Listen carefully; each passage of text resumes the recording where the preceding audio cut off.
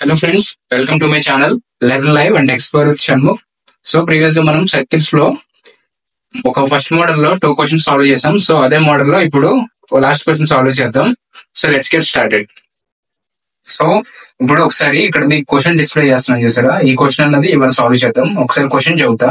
మనకి ఇచ్చినటువంటి given 2 circle equations ఏంటంటే, first circle s equals to x² plus y² minus 6x minus 9y plus 13 equals to 0. అది మనకి ఇచ్చినటువంటి ఫస్ట్ సర్కిల్. ఇంకా second circle s dash equals to x² plus y² minus 2x minus 16y equals to 0. Second equation లో మనకి constant term ఏమి ఇవ్వలేదు. So ఈ 2 circles అన్నది ఒకదానికి ఒకటి టచ్ అవుతుందా, టచ్ ఈచ్ అదర్. ఒకవేళ టచ్ అయితే పాయింట్ ఆఫ్ కాంటాక్ట్, ఇంకా ఆ పాయింట్ ఆఫ్ కాంటాక్ట్ దగ్గర టాంజెంట్ ఈక్వేషన్ కనుక్కోమన్నాడు. సో కనుక్కుందాం ఒకసారి. సో స్టెప్ 1 మనం ఈ ప్రాబ్లమ్ సాల్వ్ చేసేటప్పుడు జనరల్ ఫార్మ్, స్టాండర్డ్ ఫార్మ్ ఏవైతే ఉన్నాయో సర్కిల్ ది, ఇంకా సెంటర్ ఫార్ములా రేడియస్ ఫార్మ్ లో రాసుకుందాం.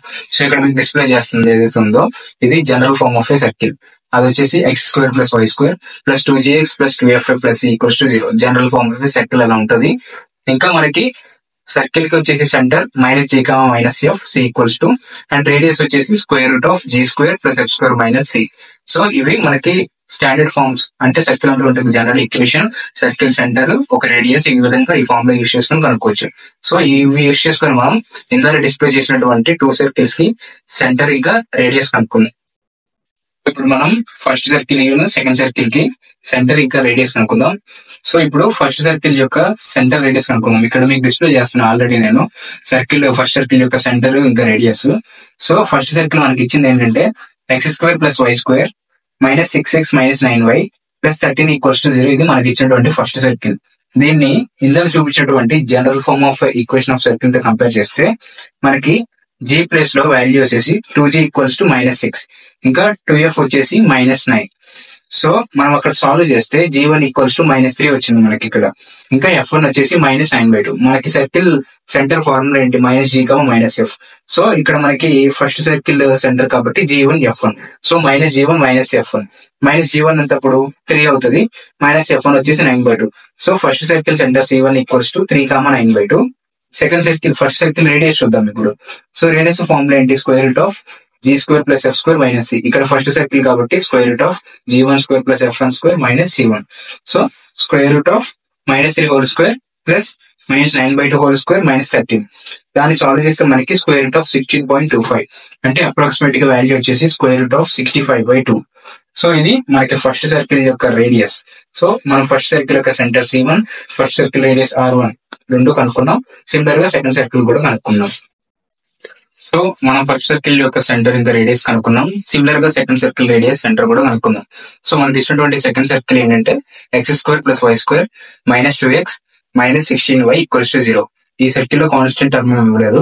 సో సెంటర్ మనకి c equals to minus g minus f కాబట్టి సెకండ్ సర్కిల్ కాబట్టి సెంటర్ వచ్చేసి c2 equals to minus g2 minus f2.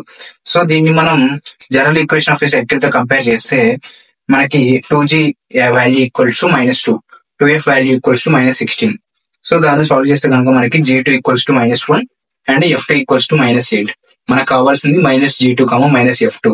So మనకి సెంటర్ c2 సెకండ్ సర్కిల్ యొక్క సెంటర్ ఏమొస్తుంది అంటే 1, 8 వస్తుంది. సో రేడియస్ ఫార్ములా వచ్చేసి √g2² plus f2² minus c2. ఎందుకంటే సెకండ్ సర్కిల్ కాబట్టి మనం టర్మ్స్ అనేవి g2, f2, c2 గా రాసుకుంటాం. సో వాల్యూస్ వచ్చేసి √(-1) whole square g2 value, minus 8 whole square f2 value, minus 0. ఎందుకంటే కాన్స్టెంట్ టర్మ్ ఇవ్వలేదు కాబట్టి 0. సో దాన్ని సాల్వ్ చేస్తే మనకి √65 వచ్చింది. సో ఇది మనకి second circle radius r2. So second circle యొక్క సెంటర్ c2, r2 కూడా కనుక్కున్నాం. ఇప్పుడు ఈ రెండు సర్కిల్స్ కూడా ఒకదాని ఒకటి టచ్ అవుతున్నా లేదో ఇంటర్నల్ గా గానీ ఎక్స్టర్నల్ గా గానీ చెక్ చేయాలి. తర్వాత పాయింట్ ఆఫ్ కాంటాక్ట్ ఇంకా ఈక్వేషన్ ఆఫ్ కామన్ టాంజెంట్ కూడా కనుక్కోవాలి. అది కూడా ఇప్పుడు చేద్దాం. సో ఇప్పుడు మనం circles first circle centre radius, second circle centre radius కనుక్కున్నాం. ఇప్పుడు రెండు సర్కిల్స్ కూడా ఒకదానికొకటి టచ్ అవుతున్నా లేదా చూద్దాం. ఒకవేళ టచ్ అయితే మనకి సర్కిల్స్ ఏ విధంగా టచ్ అవుతాయి, 2 టైప్స్ చూడండి. ఒకటి ఎక్స్టర్నల్ గా టచ్ అవుతుంది, ఇంకోటి ఇంటర్నల్ గా టచ్ అవుతుంది. ఎక్స్టర్నల్ గా టచ్ అవుతుంది అంటే కండిషన్ వచ్చేసి మనకి c1, c2 equals to r1 plus r2 ఇది సాటిస్ఫై అవ్వాలి. ఒకవేళ ఇంటర్నల్ గా టచ్ అయితే circles c1, c2 equals to mod r1 minus r2 ఈ కండిషన్ అనేది సాటిస్ఫై అవ్వాలి. ఈ రెండు కండిషన్స్ కూడా వెరిఫై చేద్దాం. ఏది సాటిస్ఫై అయితే ఆ కండిషన్ బట్టి మనం పాయింట్ ఆఫ్ కాంటాక్ట్ ఇంకా ఈక్వేషన్ ఆఫ్ కామన్ టాంజెంట్ అనేది కనుక్కుందాం. ఇప్పుడు సర్కిల్స్ మనం ఒకదాని ఒకటి టచ్ అవుతుండే చూద్దాం. సో దీనికోసం మనం C1 C2 డిస్టెన్స్ అనేది కనుక్కోవాలి. సో ఇక్కడ C1 C2 వచ్చేసి మనకి డిస్టెన్స్ √65/2 మనం ఆల్రెడీ సమ్ చేసాం. సో √60/2 మనకి C1 C2 డిస్టెన్స్ వచ్చింది. సో R1 + R2 ఎంత వచ్చిందంటే 3√65/2.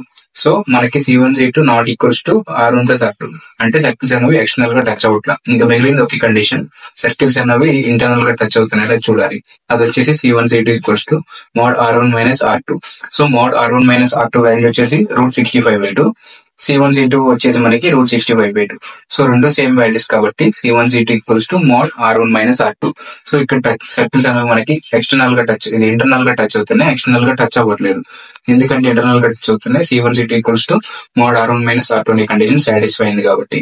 సో ఇప్పుడు ఇంటర్నల్ గా టచ్ అవుతున్నాయి కాబట్టి పాయింట్ ఆఫ్ కాంటాక్ట్ ఇంకా ఈక్వేషన్ ఆఫ్ కామన్ టాంజెంట్ కూడా కనుక్కుందాం.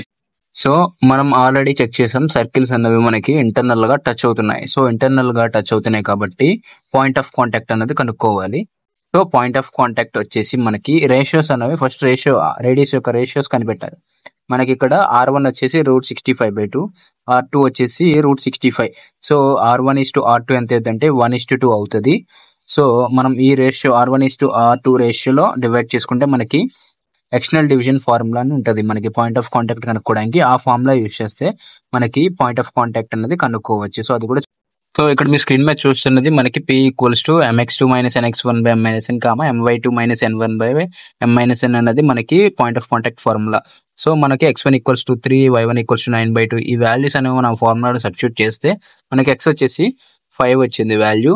ఇంకా సిమిలర్ గా y కూడా మనకి ఆ వాల్యూస్ అనేవి సబ్స్టిట్యూట్ చేస్తే y2 కానీ m వాల్యూ కానీ n వాల్యూ కానీ సబ్స్టిట్యూట్ చేస్తే మనకి y వచ్చేసి 1 వచ్చింది. సో ఇక్కడ mn ఏంటంటే రేషియో ఆఫ్ ద రేడియస్. మనం ఇందులో R1:R2 కనుక్కున్నాం చూసారా, 1:2.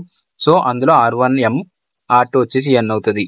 సో మనకి పాయింట్ ఆఫ్ కాంటాక్ట్ 5,1 వచ్చింది. మనకి పాయింట్ ఆఫ్ కాంటాక్ట్ వచ్చేసి 5,1 వచ్చింది. ఇప్పుడు మనం ఈక్వేషన్ ఆఫ్ కామన్ టాంజెంట్ అనేది కనుక్కోవాలి. సో దీనికి వచ్చేసి formula S - S' = 0. Equation of common tangent = S - S' = 0. అంటే ఫస్ట్ సర్కిల్ నుంచి సెకండ్ సర్కిల్ ని మైనస్ చేస్తే సరిపోయింది. So x² + y² -6x - 9y + 13 minus of second circle అంటే x² + y² -2x - 16y = 0. So మనం ఈ ఎక్స్ప్రెషన్ ని సింప్లిఫై చేస్తే మనకి ఫైనల్ గా ఈక్వేషన్ ఆఫ్ కామన్ టాంజెంట్ వచ్చేసి -4x + 7x + 13 = 0. దీన్ని రైట్ సైడ్ కి ట్రాన్స్ఫర్ చేసుకుంటే కనుక మనకి final equation of common tangent వచ్చేసి 4x - 7y - 13 = 0. సో ఈ విధంగా మీరు S - S' యూస్ చేసుకొని ఈక్వేషన్ ఆఫ్ కామన్ టాంజెంట్ కనిపెట్టచ్చు.